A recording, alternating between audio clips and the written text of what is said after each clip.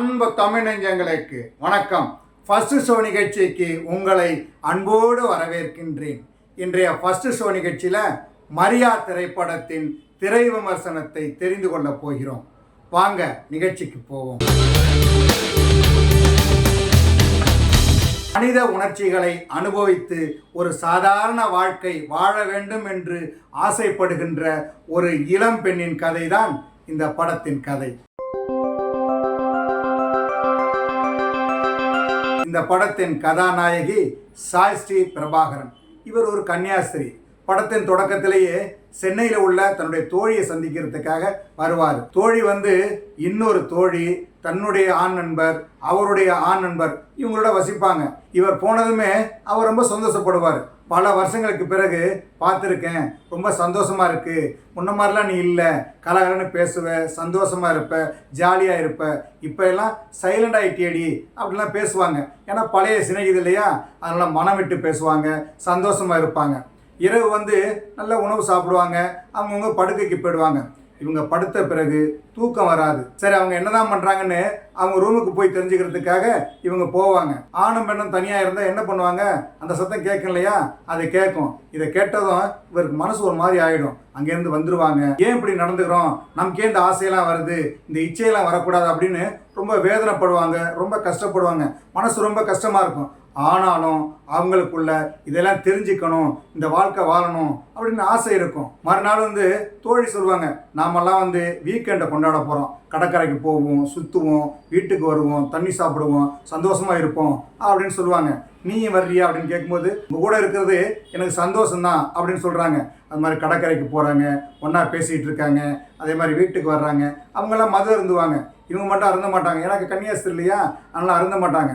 ஆனால் அவங்களாம் அருந்துவாங்க, சந்தோஷமாக இருப்பாங்க, படுக்கைக்கு பெறுவாங்க. அவங்களாம் படுக்கைக்கு போன பிறகு இவர் தனியாக இருப்பார் இல்லையா, மனசு முழுக்க அலைபாயும். அவங்களாம் சந்தோஷமாக இருக்காங்களே, நமக்கு இல்லையே அப்படிங்கிற வேதனை இருக்கும் இல்லையா, அது அவங்கள்ட்ட இருக்கும். அதுக்கு தகுந்த மாதிரி ஒரு இளைஞர் வருவார், தண்ணி எடுக்கிறதுக்காக வருவார். உங்கள்கிட்ட ஆல்ரெடி ஏக்கம் இருக்கு இல்லையா, அதையெல்லாம் இன்னும் அதிகமாக்கிடுவார்.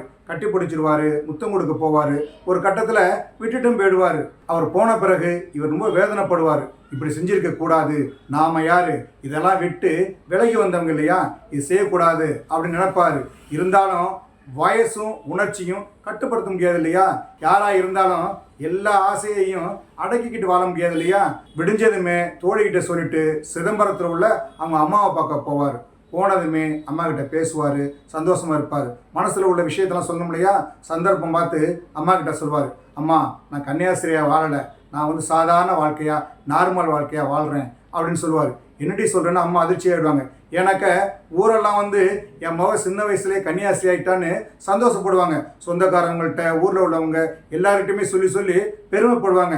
திடீர்னு அதுக்கு குண்டு வச்சா அம்மா சும்மா இருப்பாங்களா, அதெல்லாம் கூடாதும்மா அப்படிலாம் சொல்கிறாங்க. இல்லைம்மா, நீ மட்டும் குழந்தை பெற்றுக்கிட்ட, நல்ல வாழ்க்கையெல்லாம் வாழ்ந்த, சந்தோஷமாக இருந்த, அது மாதிரி நான் வாழக்கூடாதா, என்னை மட்டும் ஏன் கன்னியாஸ்திரியை போக சொல்கிற, என்னால் அது முடியாதுமா, வர வர எனக்கு ஏக்கம் அதிகமாக இருக்குமா அப்படின்னு சொல்கிறாங்க. அம்மா கோவப்படுவாங்க, திட்டுவாங்க, அழுவாங்க, பேக்கை தூக்கி வெளியே வீசி முதல்ல நீ மடத்துக்கு போ அப்படின்னு சொல்லுவாங்க. திருவிழா மக்களெல்லாம் வேடிக்கை பார்ப்பாங்க. பேக்கை எடுத்துக்கிட்டு அவர் போவார். போனவர் நேராக மடத்துக்கு போனாரா, கன்னியாஸ்திரியாக வாழ்ந்தாரா, இல்லை இவர் ஆசைப்பட்ட மாதிரி குடும்ப வாழ்க்கை வாழணும்னு ஆசைப்பட்டாரு, அந்த வாழ்க்கையை தேர்ந்தெடுத்தாரா, இவருடைய வாழ்க்கையில் என்னென்னவெல்லாம் பிறகு நடக்குது அப்படிங்கிறது தான் இந்த படத்தோட மீதி கதை. இந்த படத்தின் கதாநாயகியாக சாய்ஸ்ரீ பிரபாகரன் நடித்திருக்கிறார். பெண்களுக்கான அனைத்து சமூக தேவைகளையும், அவர்கள் எவ்வாறு பாதிக்கப்படுகிறார்கள் என்பதையும், அத்தகைய அழுத்தங்களால் அவர்கள் எங்கு அழைத்து செல்லப்படுகிறார்கள் என்பதையும் உணர்த்துகின்ற பாத்திரம். அதை இயல்பாக கச்சிதமாக செய்திருக்கிறார். அவருடைய பாத்திரம் அழகாக வடிவமைக்கப்பட்டிருக்கிறது. அதற்கான தேர்ந்த நடிப்பை அவர் கொடுத்திருக்கிறார். மேலும் பாவல் நவகீதன், சித்து குமரேசன், விக்னேஷ் ரவி, சுதா புஷ்பா, பாலாஜி வேலன், அபிநயா என பலர் நடித்திருக்கிறார்கள். இந்த படத்திற்கு ஜி மணிசங்கர் ஒளிப்பதிவு செய்திருக்கிறார். ஒரு இயல்பான படம் அதன் போக்கிலேயே போகுதுனாக்க அதுக்கு தகுந்த ஒளிப்பதிவு வேணும் இல்லையா, அதை கச்சிதமா செஞ்சிருக்கிறாரு. கே காமேஷ், நிஷார் ஷெரீப் இருவரும் படத்தொகுப்பு செய்திருக்கிறார்கள். அவர்களுடைய படத்தொகுப்பு படத்தின் முக்கிய அம்சமாக இருக்கிறது. இந்த படத்திற்கு அரவிந்த் கோபாலகிருஷ்ணன், பரத் சுதர்சன் இருவரும் இசையமைத்திருக்கிறார்கள். சினிமாவை ரீல்னு சொல்லுவாங்க, அந்த ரீலுக்கு தகுந்தார் போன்ற இசையை அவர்கள் கொடுத்திருக்கிறார்கள். இந்த படத்தின் கதை எழுதி இயக்கியிருக்கிறார் ஹரி ஹே சுதன்.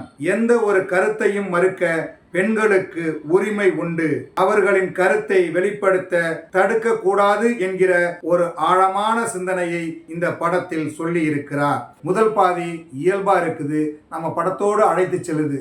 இரண்டாம் பாதி சாத்தான் அது இதுன்னு ஏதேதோ சொல்றாரு. நம்மளுடைய எண்ணங்களை மற்றவங்க மேல திணிக்க கூடாது, அவங்களுக்கும் ஆசை அன்பு எல்லாமும் இருக்கும், அந்த வாழ்க்கை அவங்க வாழணும் அப்படிங்கிற கருத்தையும் சொல்லியிருக்காரு. இல்லைன்னா அவங்க என்ன கதிக்கு ஆளாவாங்க அப்படிங்கிறதையும் சொல்லியிருக்கிறாரு. இந்த படம் பல சர்வதேச பட விழாக்களில் கலந்துக்கிட்டு நிறைய பரிசுகளை வென்றிருக்கு. அவார்டு மட்டும் வாங்கினா போதுமா, மக்களும் பார்க்கணும் இல்லையா, தியேட்டரில் பார்க்கணும் இல்லையா, அதுக்காக உத்ரா ப்ரொடக்ஷன்ஸ் இந்த படத்தை கொண்டு வந்திருக்குது. டைரக்டருடைய திறமை, நடிகர்களுடைய பங்களிப்பு, இதையெல்லாம் நீங்கள் பார்க்குறதுக்கு ஒரு வாய்ப்பாக, பெரிய திரையில் பார்க்கின்ற ஒரு அனுபவமாக இந்த படத்தை பாருங்கள், வாழ்த்துங்கள். என்ன நேயர்களே, மரியா திரைப்படத்தின் திரை விமர்சனத்தை தெரிந்து கொண்டீர்களா? சரி, தமிழ் வலைக்காட்சியை தொடர்ந்து பாருங்கள். தமிழ் வலைக்காட்சியை லைக் பண்ணுங்க, ஷேர் பண்ணுங்க, கமெண்ட் பண்ணுங்க, சப்ஸ்கிரைப் பண்ணுங்க. தமிழ் வலைக்காட்சியின் புதிய அப்டேட்டுகள் உடனுக்குடன் உங்களுக்கு தெரிய வர அருகில் உள்ள பெல் பட்டனை மறக்காமல் அமுக்குங்க. கலை இலக்கியம் யாவும் மக்களுக்கு.